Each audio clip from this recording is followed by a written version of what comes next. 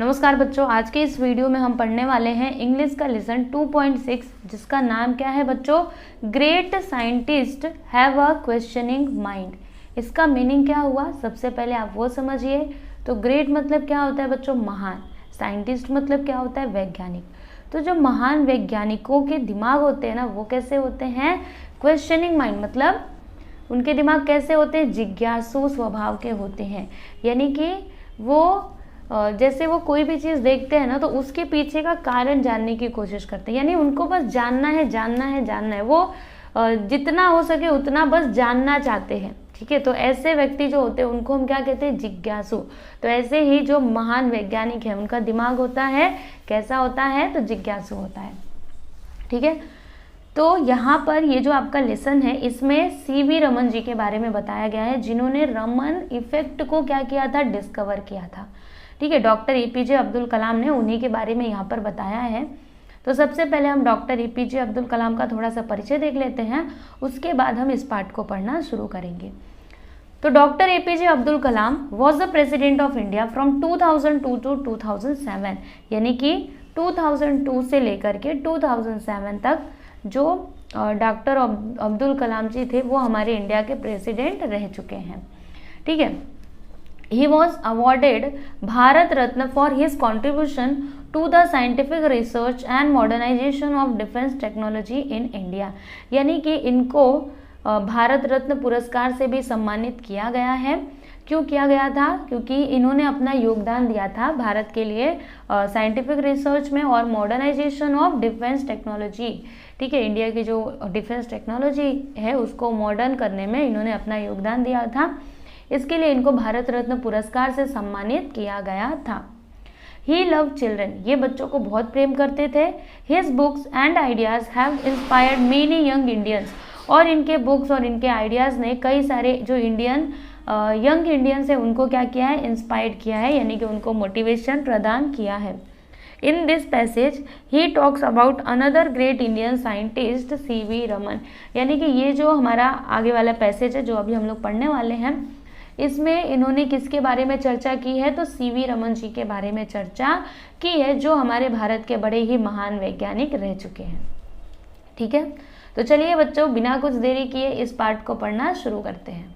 तो देखिए स्टूडेंट, यहाँ पर जो आपका फर्स्ट पैराग्राफ है इसमें क्या दिया गया है कि great scientific minds are restless with questions they keep asking, why does this happen, can I make it better, और what more can this do. क्या कहते हैं, मतलब यहाँ पे क्या लिखा हुआ है कि जो महान वैज्ञानिकों के जो दिमाग होते हैं ना, वो कैसे होते हैं, रेस्टलेस होते हैं। यानी उनके दिमाग में कोई ना कोई सवाल घूमता ही रहता है। वो उनका दिमाग कभी भी क्या करता है, आराम नहीं करता है। रेस्टलेस मतलब क्या, आराम न करना, यानी कि बेचैन रहना। तो एक क्वेश्चन के साथ मतलब उनके दिमाग में सवाल होते हैं और उसी में वो उनका दिमाग पूरा बेचैन रहता है, हमेशा कुछ न कुछ खोज करता ही रहता है कि ऐसा क्यों है, क्या है। देखो यहाँ पे लिखा है ना, दे कीप आस्किंग, यानी कि वो हमेशा सोचते रहते हैं कि ऐसा क्यों होता है। Why does this happen, can I make it better, क्या मैं इसको और अच्छा कर सकता हूँ, और what more can this do, और मैं इससे और क्या अधिक कर सकता हूँ। समझ में आया, ऐसे करके जो महान वैज्ञानिक होते हैं उनके दिमाग में ऐसे करके विचार आते ही रहते हैं। Let us study the life of a great scientist who lived in the same era as Einstein but about 5000 kilometers east of Germany in India। तो बच्चों यहाँ पर हम एक ऐसे ही एक बहुत ही महान वैज्ञानिक के बारे में पढ़ने वाले हैं जो कहाँ पे रहते थे, जो आइंस्टाइन के काल में ही हुए थे, लेकिन वो कहाँ पे रहते थे, तो ईस्ट जर्मनी से लगभग 5000 किलोमीटर दूर इंडिया में रहते थे। कौन रहते थे, अभी आप आगे देखोगे, ऊपर भी मैंने बताया था, सीवी रमन जी। ठीक है, born in Tiruchirappalli in southern India in the year 1888, Raman grew up to be one of the greatest scientist in India. देखो बच्चों, जो रमन थे इनका जन्म कहाँ पे हुआ था, तो तिरुचिरापल्ली, मतलब साउथ इंडिया में एक जगह है तिरुचिरापल्ली, जहाँ पर इनका जन्म हुआ था सन 1888 यानी कि 1888 में। और ये जो रमन जी थे, मतलब ये इस जगह पे जन्मे, ये जो रमन जी थे, ये जो भारत के महान महान वैज्ञानिक हैं उनमें इनका भी नाम शामिल है। ठीक है, He was a bright student right from the start and was deeply interested in optical science and acoustics। यानी कि ये जो रमन जी थे, ये स्टार्टिंग से ही ब्राइट स्टूडेंट थे, यानी कि बुद्धिमान थे, ठीक है, बुद्धिमान छात्र थे। और बहुत ही ज़्यादा ये इंटरेस्टेड थे, किस में इंटरेस्टेड थे, तो ऑप्टिकल साइंस यानी कि देखने से रिलेटेड ऑप्टिकल साइंस, और अकाउस्टिक्स यानी कि कुछ सुनने से जो रिलेटेड साइंस था उसमें, ये दो चीज़ों में वो क्या थे, इंटरेस्टेड थे। ऑप्टिकल मतलब क्या बच्चों, जैसे कोई वस्तु हमको दिखाई देती है तो उसके बारे में जानकारी, उसके बारे में क्या करना, जानकारी इकट्ठा करना, वैसा जानकारी देने वाले, तो इसमें, और वो अकाउस्टिक्स यानी कि ध्वनि विज्ञान में अपना इंटरेस्ट रखते थे। This is what perhaps led him to discover that the mridangam and the tabla produced more melodious sounds than any other percussion instrument।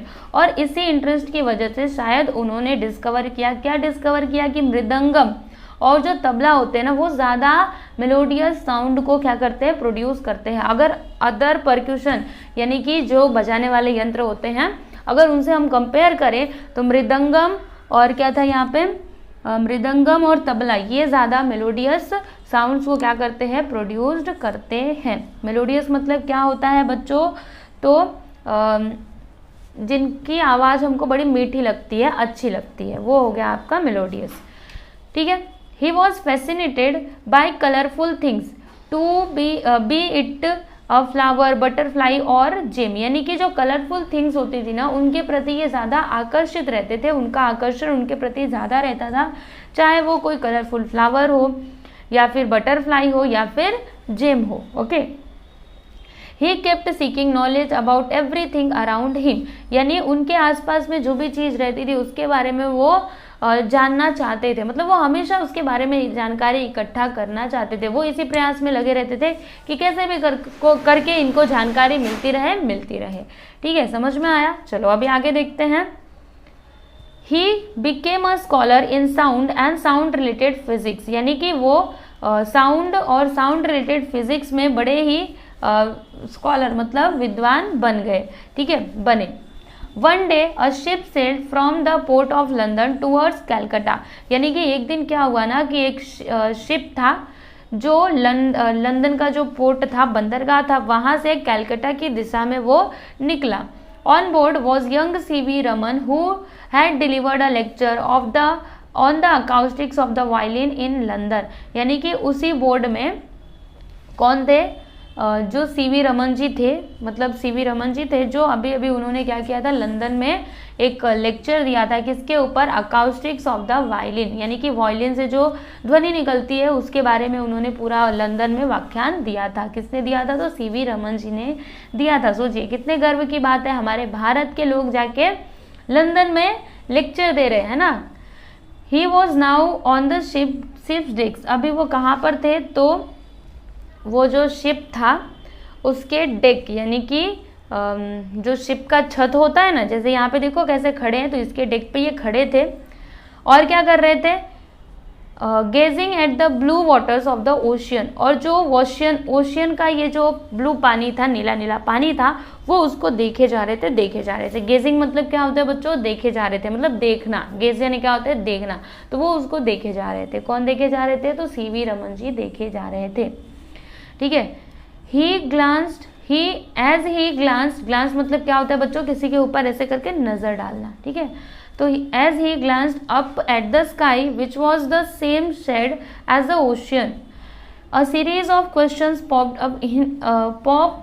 Up in his head. देखो बच्चों क्या होता है कि वो ना कभी क्या कर रहे थे, स्काई में अपनी नजर डाल रहे थे, फिर ओशियन को देख रहे थे, तो उनके मन में एक क्वेश्चन आ गया कि जो स्काई है उसी के कलर का क्या है, मतलब जो वो ऐसा देख रहे थे, तो स्काई नीला है तो पानी भी नीला है, ठीक है। तो ऐसे ही सवाल उनके मन में घूमने लगे। Why are both the sea and the sky blue in colour, यानी कि क्यों स्काई और समुद्र दोनों एक ही कलर के क्यों है, दोनों नीले नीले ही क्यों है। What is the science behind the occurrence, फिर वो सोचने लगे कि इस घटना के पीछे का कारण क्या है, क्यों ये भी नीला, ऐसा क्यों, आकाश नीला समुद्र भी नीला, दोनों एक ही कलर के क्यों है, इसके पीछे का वो वैज्ञानिक कारण ढूंढने लगे, ठीक है।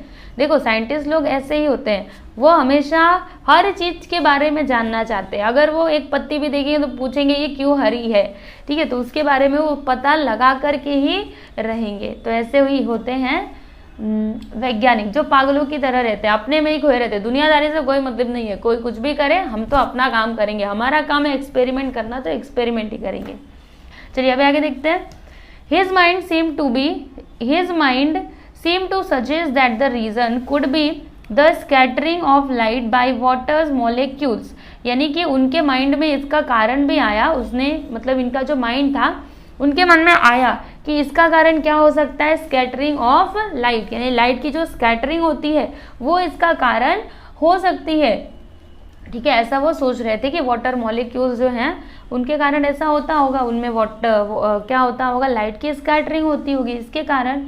However, his theory was yet to be proved scientifically, लेकिन उनके दिमाग में ही बस ये आया था, उनके दिमाग ने ऐसा बोला था, लेकिन ये साइंटिफिकली प्रूव नहीं हुआ था कि सच में ऐसा लाइट की स्कैटरिंग की वजह से हो रहा है। ऐसा देखो, कोई भी आपकी बात पे विश्वास कब करेगा, जब आप उसको पूरा प्रूफ दिखाओगे तभी विश्वास करेगा, ठीक है। तो उनके मन ने तो ये बोल दिया था कि ये स्कैटरिंग ऑफ लाइट ही है, लेकिन फिर भी वो साइंटिफिकली प्रूव नहीं हुआ था, और जब तक साइंटिफिकली वो प्रूव ना हो तब तक कोई विश्वास कैसे करे। और ये बिना प्रूफ के बताएं भी तो बताएं किसको, है ना, जिसको भी बताएंगे वो प्रूफ तो मांगेंगे ही ना। तो अभी आगे देखना ये कैसे करके पूरा एक्सपेरिमेंट करते हैं और एक इफेक्ट की खोज करते हैं जिसका नाम है रमन इफेक्ट।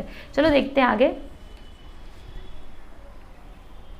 अभी आगे क्या दिया है कि when the ship anchored at Calcutta, the young man immediately went out to conduct experiment to prove his theory। देखो क्या हुआ कि जब वो जो शिप थी, जब वो कलकत्ता में एंकर यानी क्या होता है बच्चों, लंगर डाला, लंगर मतलब जो शिप होती है ना, बड़ी बड़ी शिप्स, उनको लंगर डाल करके रुकना पड़ता है तभी वो रुक सकती है, ठीक है। तो ऐसा करके जब वो शिप रुकी तो जो यंग रमन थे वो तुरंत ही वहां से चले गए और अपने एक्सपेरिमेंट में जुड़ गए कि कैसे भी करके जो उनकी थियरी है उनको उसे क्या करना है, प्रूफ तो करना ही है। His research in optics, the science of light, resulted in the discovery of the Raman effect, यानी कि जब उन्होंने पूरा रिसर्च किया इसके ऊपर तब जाके इसका परिणाम क्या होता है, उन्होंने रमन इफेक्ट को क्या किया, डिस्कवर किया, यानी कि उसकी खोज की। इन्होंने इस इफेक्ट को खोजा था तो इसीलिए इसका नाम पड़ गया Raman effect. He announced it to the scientific world in March 1928, और इन्होंने इसको कब अनाउंस किया, यानी कब लोगों को बताया, तो मार्च 1928 में लोगों को बताया। The discovery won him the Nobel prize for physics in 1930, और इस डिस्कवरी की वजह से, इस खोज के कारण इनको क्या मिला था बच्चों, पहली बार ये प्राइज मिला था, कहाँ गया, हाँ इस कारण उनको नोबेल प्राइज मिला था फॉर फिजिक्स के लिए इन 1930, यानी कि 1930 में इनको इसी खोज के लिए पुरस्कार मतलब नोबेल प्राइज मिला था। It was the first time this prize was awarded to an Asian. देखो बच्चों, ये पहली बार था जब किसी एशियन को ये प्राइज मिला था, नोबेल प्राइज, ठीक है। मतलब इससे पहले किसी भी एशियन को ये प्राइज नहीं मिला था, मतलब हमारे भारत देश के ये व्यक्ति थे जिनको ये नोबेल प्राइज पहली बार मिला, मतलब एशिया में अगर देखा जाए तो। The day he discovered the Raman effect 28 February was later declared as national science day, यानी कि जब इन्होंने जिस दिन इसको डिस्कवर किया था रमन इफेक्ट को, वो था 28 फरवरी, और इसी दिन को क्या डिक्लेयर किया गया, नेशनल साइंस डे, मतलब इस दिन नेशनल साइंस डे मनाया जाता है। समझ में आया इतना। अभी आगे देखो। Even before his contribution to the science of optics had been acknowledged and he was elected fellow of the Royal Society in 1924, यानी कि इसके पहले जो इनका कंट्रीब्यूशन था ऑप्टिक साइंस में, ये इसको पहले ही मान्यता मिल चुकी थी, ठीक है, और इनको इलेक्ट भी किया गया था फेलो ऑफ रॉयल सोसाइटी, एक पद होता है फेलो ऑफ रॉयल सोसाइटी का, तो इनको इसमें इलेक्ट किया गया था। कब किया गया था, तो 1924 को। फिर आगे देखो, you would learn about the Raman effect in detail at school, यानी कि जो रमन इफेक्ट है इसके बारे में आप पूरा डिटेल में पढ़ोगे स्कूल में, अपनी साइंस के सब्जेक्ट में, समझे ना। यहाँ पे आप लोगों को पूरा डिटेल में नहीं पढ़ाया जा रहा कि रमन का इफेक्ट क्या था, ये तो आपको साइंस में ही पढ़ने के लिए मिलेगा। बट डू यू नो, लेकिन क्या आप जानते हो, the discovery subsequently help in determining the internal structure of some 2000 chemical compounds. लेकिन इसी डिस्कवरी की वजह से क्या हुआ कि 2000 जो केमिकल कंपाउंड्स हैं उनके इंटरनल स्ट्रक्चर के बारे में जानकारी मिली। मतलब इन्हीं के कारण इन्होंने ये खोज की, रमन इफेक्ट की, इसके कारण जो इंटरनल उसके स्ट्रक्चर थे उसके बारे में लोगों को जानकारी हो पाई इन्हीं की हेल्प से। And can you guess what the cost of the equipment that Raman used to prove his theory was amazingly 200 rupees. फिर यहाँ पे जो एपीजे अब्दुल कलाम जी हैं वो क्या लिखते हैं कि और क्या तुम अंदाज़ा लगा सकते हो कि ये जो रमन इफेक्ट इन्होंने खोजा, ये इसके लिए इन्होंने कौन से इक्विपमेंट का यूज़ किया, कितना कॉस्ट था उसका, ओनली लगभग खाली 200 रुपये, कितने 200 रुपीज़ में इन्होंने इस इफेक्ट की खोज कर दी। सोचो इतने कम संसाधन में इन्होंने इतना बड़ा काम कर दिया जो आज लोगों के काम आ रहा है। Raman strongly felt that scientist should not be confined to laboratories to solve scientific problems. जो रमन थे ना वो क्या सोचते थे, मतलब उनका मत था कि जो वैज्ञानिक होते हैं ना, अगर उनको कोई प्रॉब्लम सॉल्व करना है तो ऐसा नहीं है कि वो लेबोरेटरीज में ही सॉल्व करे, वो खाली बस लेबोरेटरी तक ही सीमित नहीं रहना चाहिए, उससे आगे भी वो होना चाहिए। ठीक है, कोई एक्सपेरिमेंट करना है तो अभी साइंटिस्ट बैठ जाए कि हम तो लेबोरेटरी में ही करेंगे। ठीक है, तो ये ऐसा नहीं होना चाहिए, मतलब वो बस लेबोरेटरी तक ही सीमित नहीं रहना चाहिए। लेबोरेटरी मतलब क्या होता है, प्रयोगशाला, जहाँ पे वैज्ञानिक लोग प्रयोग करते हैं। They should search around themselves and find those answers in accordance with nature. फिर इनका मानना क्या था कि उन्हें क्या करना चाहिए, उन्हें अपने आसपास जो कुछ भी है वहाँ पे सर्च करना चाहिए और नेचर के अकॉर्डिंग उसका आंसर खोजने की कोशिश करनी चाहिए। For the essence of science lies in independent thinking and hard work and not in equipment. यानी कि साइंस के लिए क्या जरूरी है बच्चों, तो इंडिपेंडेंट थिंकिंग, यानी कि आपके स्वतंत्र विचार होने चाहिए, हार्ड वर्क होना चाहिए। ठीक है, आप मेहनत कर सकते हो, आपके अंदर ये होनी चाहिए। और मतलब इसके लिए अभी इक्विपमेंट की ज़रूरत नहीं होती, आपके अंदर हार्ड वर्क होना चाहिए और क्या होना चाहिए, स्वतंत्रता वाली थिंकिंग, मतलब इंडिपेंडेंट थिंकिंग होनी चाहिए। ठीक है, how true though the oceans and the sky have always been blue in color, it needed a questioning mind with a scientific outlook to find the reason behind it।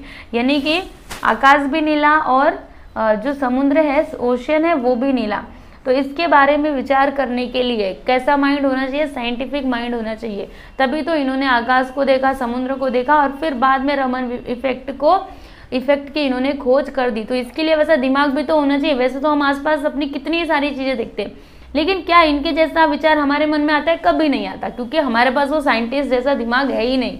ठीक है, जो scientist वाले दिमाग वाले रहेंगे वो ही ये सारी चीज़ें सोच सकते हैं और उसके बारे में वो काम कर सकते हैं। ठीक है बच्चों, तो यहाँ पे डॉक्टर अब्दुल कलाम जी ने जो कुछ भी बोला है वो मैंने आप लोगों को पढ़ करके बता दिया। तो इस तरीके से आपका ये जो लेसन है, great scientist have a questioning mind, ये यहाँ पे फिनिश होता है। एंड आई होप कि आपको ये जो मैंने पढ़ाया आपको समझ आया होगा। अब मैं आप लोगों को बताना चाहूँगी स्टूडेंट्स की इसमें जितने भी क्वेश्चन आंसर हैं सबके आंसर मैंने आप लोगों को दिए हैं एक सेपरेट वीडियो में। इस चैप्टर का जो क्वेश्चन आंसर का वीडियो है उसमें मैंने हर एक क्वेश्चन का आंसर दिया है, तो आप उस वीडियो को देख सकते हो। अगर आपको ये जो सभी किनारे किनारे क्वेश्चंस होते हैं ना, अगर इन सभी के भी आपको आंसर चाहिए, फिर इंग्लिश वर्कशॉप, तो आप उस वीडियो को देख सकते हो। ओके, वो वीडियो आपको मिलेगा कहाँ पे, तो प्लेलिस्ट में जाना है और उसमें देखना है कि लेसन 2.6 का वीडियो कौन सा है, उस पर दबाइए और उसमें आपको क्वेश्चन आंसर मिल जाएगा। ओके, तो अभी हम नेक्स्ट वीडियो में मिलेंगे, तब तक के लिए नमस्कार।